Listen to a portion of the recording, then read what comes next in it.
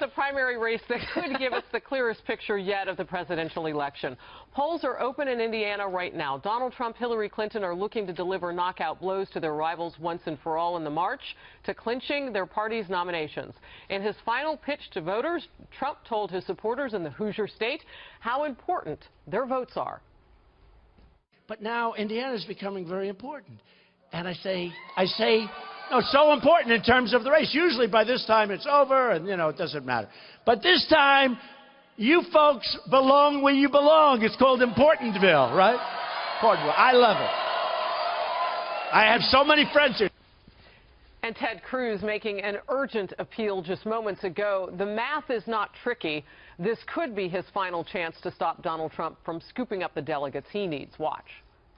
If Hoosiers come out today and vote, if you pick up the phone and you call your friends, you call your neighbors, if Hoosiers come out today and vote and say no, this is not who we are, this is not America, that will change the entire trajectory of this campaign, of this primary. It will pull us back from the cliff. All right, Importantville. Bill Himmer, that's a suburb somewhere in Indiana. That's a suburb of Indianapolis somewhere, right? It is very important. And if you look at the map, and we've been doing this, which I do a lot. You're the map. I think I do it in my sleep these days. Yeah. You can see how, if Cruz doesn't change the story tonight, that Trump stays on that number. Well, there are more. And in all likelihood, it may not be a battle till Cleveland. Yeah, I mean, if you just look at the numbers, Donald Trump needs 241 to clinch. There are more delegates available than he actually needs. So, I mean, I don't know how you... I tell you, I was looking at it. If Cruz wins, I mean, it's going to be the story of the year. It will send the story of this campaign in an entirely different direction. But if Trump cleans up, he's got 30 delegates statewide to the winner, whoever wins that. Then you've got 27 divided among the 9 congressional districts. All right, what does that mean? That means if you do really well across the state, as Trump did last week and the Tuesday prior to that, he could hit that number that takes him to the point of no return. And that could happen tonight. All right, so Jedediah, Ted Cruz says, forget about all that you've just heard. I don't know if he knows you by name, but ignore Bill. Hammer's got no idea what he's talking about. He said a direct quote. You're likable enough. What? Someday. Somebody famous. So Jedediah, it's not over yet, according to Ted Cruz. I mean, doesn't he have to prove that he can win something? Doesn't he have to prove that he's electable in some way? I don't understand this argument. Has he won significantly, though? I mean, if he can't beat Donald Trump, if you can't get right-wing voters in conservative areas to come out for you and support you strong over the other guy, then how are you supposed to win over independents? How are we supposed to believe this is a guy who can get Reagan Democrats, who can get voters center-left, who can get... I mean, Donald Trump has been proven, like him or not, to be the kind of guy who can appeal to people in the center, independents, regardless of what you think of him, he has more broad appeal. Ted Cruz is the kind of guy who needs to prove that these hard right voters will come out and support him over everyone else. Big. He's not even doing that, so I'm not convinced. And I think to keep saying, well, the convention, who's to say that, why should we think that you are the guy to lead the country if you can't make it out of this? It's interesting with Donald Trump because we saw Rasmussen Reports do a survey that came out yesterday, Julie, that showed he had the ability to get more Democrats to come to his side, twice as much power to do that as Hillary Clinton does to get GOP voters to come to her side. To speak to what Jedediah just said, looking forward, they haven't really done a lot of that look at Ted Cruz, but I haven't heard that sort of thing about him. Well, look, the Rasmussen poll was one outlying poll. I don't know how real that is. It contradicts virtually every other poll that we've seen. But, to your point, I'm so glad you brought up Importantville, the suburb of well, you've been there, right? Definitely. It's a great place. But to what Jedediah said, that's actually the key. The suburbs of Indianapolis are the key to this election because he'll do very well, Ted Cruz, or should do well. If he doesn't do well there, he's really going to bomb. In the Northeast, around Fort Wayne, which are evangelical, much more religious, much more in tune with him. Donald Trump will clean up, or should clean up, in Indianapolis, Evansville, where your parents are Southwest, from. Right. Places that are more manufacturing. It's that suburb of Indianapolis that you talked about, Jedediah, that he needs to do well. That's up for grabs. But his campaign strategy has been odd for that, though, right? Because there's been a lot of questions in these donut counties that surround Indianapolis why he hasn't been parading his running mate, Carly Fiorina, around there, trying to work towards that white suburban I think female voter. I think they've been doing a lot of work there in Indiana. I think they've been working nonstop because they realize, you know, once you get past tonight, just to your point, Jedediah, Cruz will probably win Nebraska. He'll probably win South Dakota. He'll probably win Montana. But that's a week from now, 2 weeks from now. Right. I mean, you have to fight for the here and now. And he's been spending... And the here and now, it seems difficult from the following perspective. You remember, what was it, 9 days ago, where the Cruz-Kasich alliance was launched. Yes. And we're about to see how that's going to work out. Yeah. Kasich's been quiet, and his numbers have come down in turn.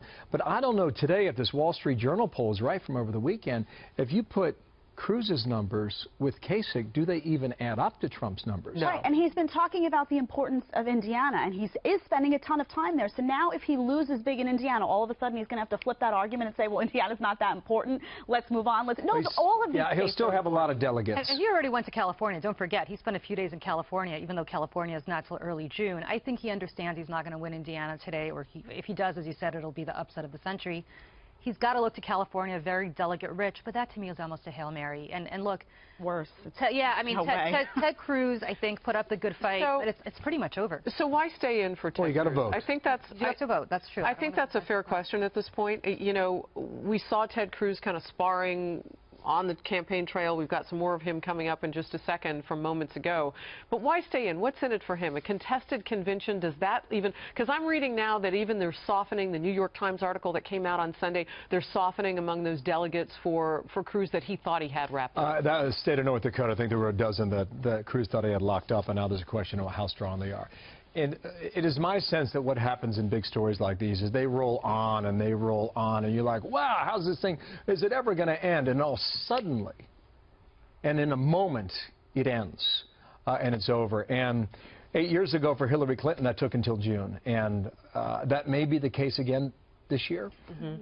But it's almost like you're on this roller coaster ride, and all of a sudden it becomes obvious. And we're about to find out tonight if that's one second, Julie, because we want to hop and get to this. So Ted Cruz on the campaign trail just moments before we came live to you here on Outnumbered, saying that he's doing something that he's never done before. Watch. I'm going to do something I haven't done for the entire campaign. For those of y'all who have traveled with me all across the country, I'm going to tell you what I really think of Donald Trump. This man is a pathological liar. He doesn't know the difference between truth and lies. He lies practically every word that comes out of his mouth. Your thoughts? You said that was today. I mean, that was just a few minutes ago. Yeah, also yesterday he talked about how Donald Trump's an embarrassment to America, et cetera, and on and on. And I thought that was the first time that I had heard him be that cutting in his commentary. I think what sparked that was the 10-year-old boy from the day before who stood up and made those comments in public. And I also think that is why Cruz went out and met those voters yesterday that we all watched for. I think it was 9 minutes of real time, but it seemed like it went on forever. This is a campaign, and you can feel it and sense it, that he is, you know, Trump used the phrase hanging on by fingertails. Sorry. Fingernail. A fingertail would be very interesting. If you have one of those, send them to @BillHemmer.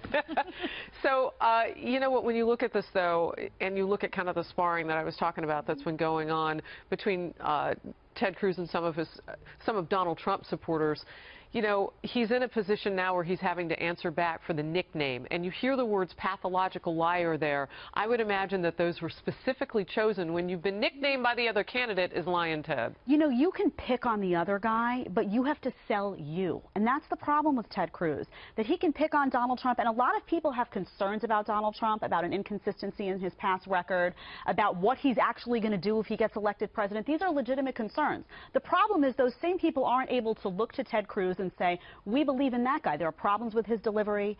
There are problems with him selling his own story. And so he should not be so worried about picking on Donald Trump. He should be more concerned with the fact that through all of this time, he hasn't been able to convince people that he's the guy. That's the real issue. What are the chances, Bill Hemmer, that Donald Trump now responds to Ted Cruz, calling him a pathological liar, and Donald Trump saying, look, this is an act of desperation? I don't know if he has to just yet. I mean, they're voting voting right now. I'll tell you, the other thing the Cruz team sees is that they go down the line here. Just last night, we were crunching the numbers in California, and they are daunting. 53 congressional districts, and Trump now leads in several dozen of them. And we think he might pick up 124 delegates in California. If that is true, he may not even need Indiana. I want to get this in also as part of the breaking news. Ted Cruz just making the comments calling Donald Trump utterly amoral, saying that, and I do mean amoral, and a narcissist. Look, when you throw your entire life into campaigns like these, and you reach a point that may be a deciding factor, you want to possess this moment as much as you can. But sometimes the moment possesses you. They get out of your control. Yeah, it can. We may have reached that point. Real quickly, Julie, before we move on, because I feel like we didn't hear from you on this, and I want to. Hillary Clinton has to be watching some of this play out today. I mean, she's got 90% of the way for the delegates that she needs to clinch the nomination. So she's looking on the other side, I would imagine, to plan her attack. What does she see? Well, she sees the Republican Party potentially in disarray. She sees a party that is turning on each other. She sees the attacks that Donald Trump is previewing for her, and she's getting ready for it. And I know this because I've spoken to her people. They are very, very, very cognizant of the fact that the stuff that you're hearing coming out of Donald Trump's mouth with respect to Ted Cruz and John Kasich is going to be directed to her times a million. And unlike others, who I think were not as prepared for his vitriol in the primary, she knows very well what's going to happen. And is getting ready. Can I be a super delegate? When I grow up, can I be? We'll buy you a red cape. You could be a super anything you want to be. We love you, Bill. I'll talk to some Democrats. You could be a super delegate.